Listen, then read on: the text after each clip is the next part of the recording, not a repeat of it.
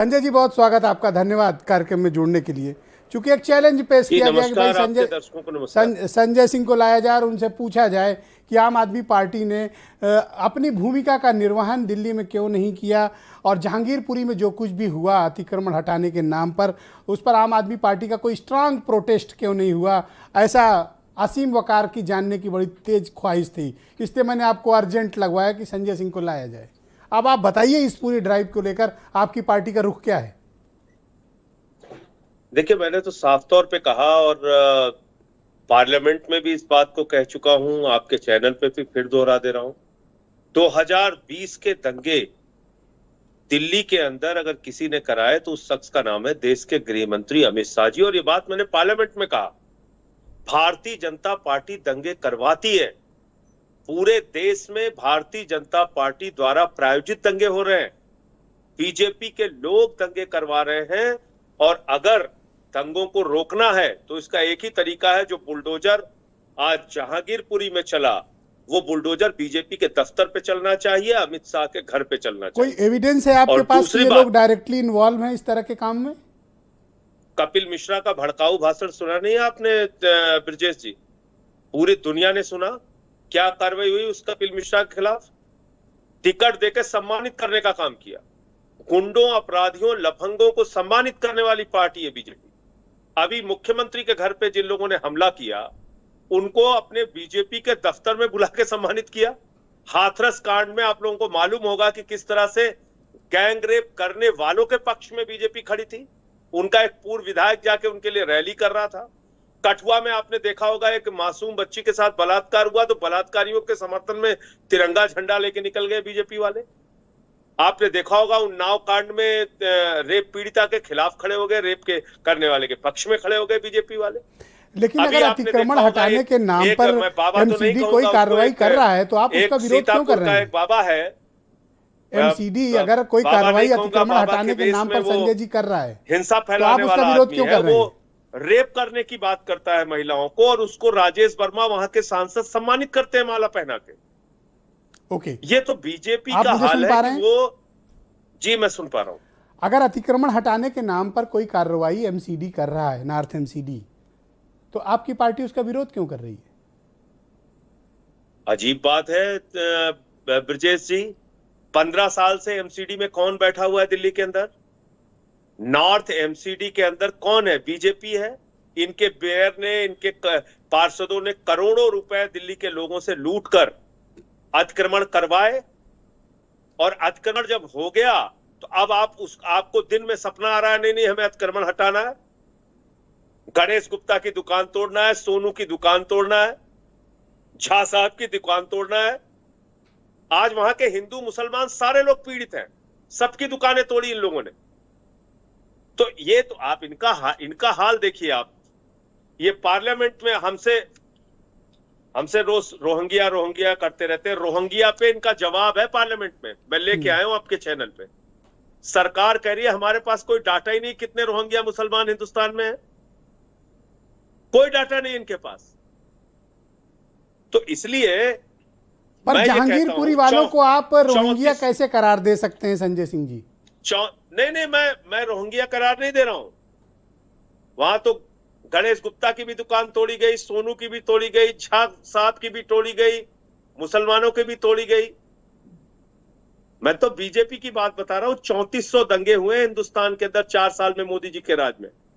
इनको लोगों ने चुना था महंगाई दूर करने के लिए, अशिक्षा दूर करने के लिए, रोजगार देने के लिए, किसानों को फसल का दाम देने के लिए, स्कूल अस्पताल बनाने के लिए। दंगे करवा रहे हैं देश भर में, गुंडागर्दी करा रहे हैं। 2 प्रश्न आए हैं आपके लिए मेरे पास।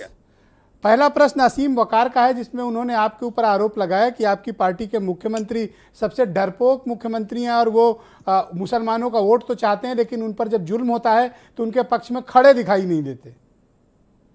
देखिए, असीम वकार ने क्या कहा मैंने सुना नहीं, लेकिन मैं याद दिलाना चाहता हूं कि 15 दिन तक अनशन रखकर दिल्ली के लोगों की लड़ाई लड़ने वाले, इनकम टैक्स कमिश्नर की नौकरी को लात मारने वाले, इस देश के अंदर भ्रष्टाचार विरोधी आंदोलन को खड़ा करने वाले, इस देश में अमित शाह हो, नरेंद्र मोदी हो, भारतीय जनता पार्टी हो, उसके खिलाफ पूरे देश में आवाज उठाने वाले अगर कोई नेता है तो अरविंद केजरीवाल है।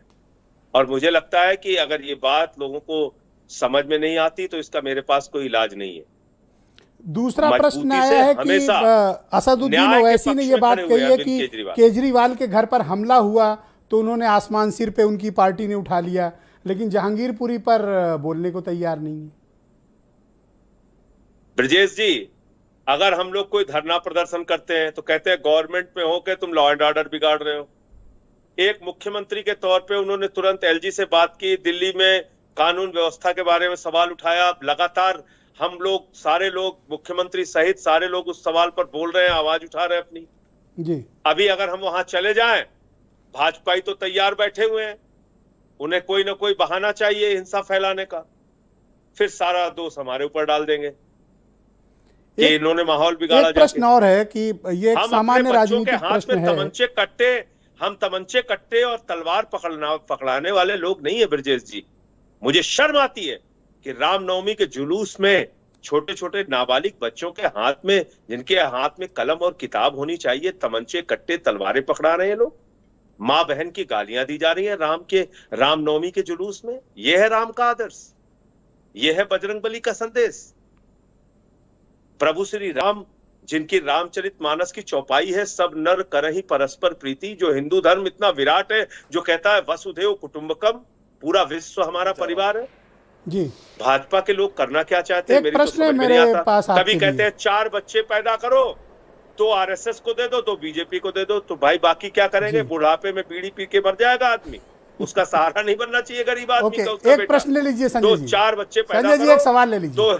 दो आरएसएस को, दो बीजेपी। जी, क्या बुलडोजर अब इस देश में राजनीतिक संदेश देने का एक ब्रांड बनकर उभरा है, एक प्रतीक चिन्ह बनकर उभरा है? देखिए, हो सकता है तात्कालिक रूप से इसमें राजनीतिक फायदा लोगों को दिख रहा है, लेकिन दूरगामी दृष्टि से ये ठीक नहीं है, ना हमारे डेमोक्रेसी के लिए, ना हमारे कॉन्स्टिट्यूशन के लिए। और बुलडोजर की सनक ऐसी होती है ब्रजेश जी, जो सुप्रीम कोर्ट को भी नहीं मानती। और आज ये पूरे देश ने देखा कि 75 साल की आजादी के बाद पहली बार ऐसा हुआ कि देश के सुप्रीम कोर्ट के स्टे के बावजूद बुलडोजर चलाया गया, और एक एमसीडी के अधिकारी चला रहे थे बुलडोजर जी। एमसीडी के सामान्य अधिकारी और भारतीय जनता पार्टी के कुछ नेता देश के सुप्रीम कोर्ट को ये कह रहे थे, संजय जी, कि तुम कुछ नहीं हो, हम सब कुछ है जी। असीम वकार जी काफी देर से प्रतीक्षारत हैं और वो आपसे एक प्रश्न करना चाहते हैं। मैंने उनको अनुमति दी है कि वो आपसे एक सवाल पूछ सकते हैं, फिर शायद आपको कहीं जाना भी है, वो सवाल सुन लें उनका आप और उसका जवाब दे दें, फिर आप जा सकते हैं। Yes Aseem Waqar, go ahead please. देखिए संजय सिंह साहब, आप बहुत मुखर नेता हैं, लेकिन मैं आपके मुख्यमंत्री साहब से और आपसे दोनों से पूछ रहा हूं कि जहांगीरपुरी में जो आपके एमएलए हैं, आप ही कॉन्स्टिट्यूंसी है, आपकी सरकार है, अब संजय सिंह सामने आ गए तो उनकी आवाज बदल गई। लेकिन ये बता दीजिए कि अगर आपको ये पता है कि जुलूस में गालियां बकी गई, कट्टे लेकर लोग चले, तलवारें लेकर चले, तो आपकी सरकार ने उस पर एतराज क्यों नहीं किया?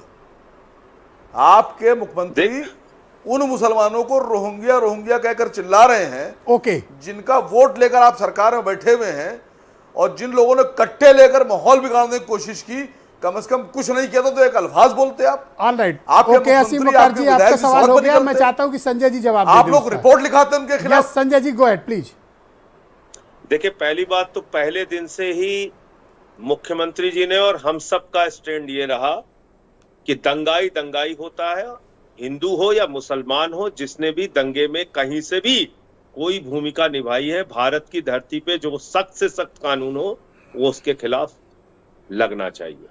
रोहिंग्या मुसलमान का मामला भारतीय जनता पार्टी उठाती है बार बार, और मैंने इसीलिए सदन का जो जवाब है भाजपा का, वो दिखाया देश के सामने, भारत समाचार में भी दिखाया देश के लोगों को, कि इनको पता ही नहीं कितने रोहिंग्या हैं हिंदुस्तान में। ये मेरा जवाब नहीं है जी, ये देश की संसद में सरकार का जवाब है, और मैं चाहूंगा कि इसको दिखाइएगा। ये सरकार का जवाब है, राज्यसभा के अंदर जवाब है। और 3400 दंगे हिंदुस्तान में हुए, ये भी भाजपा के मंत्री का बयान है देश की संसद के अंदर।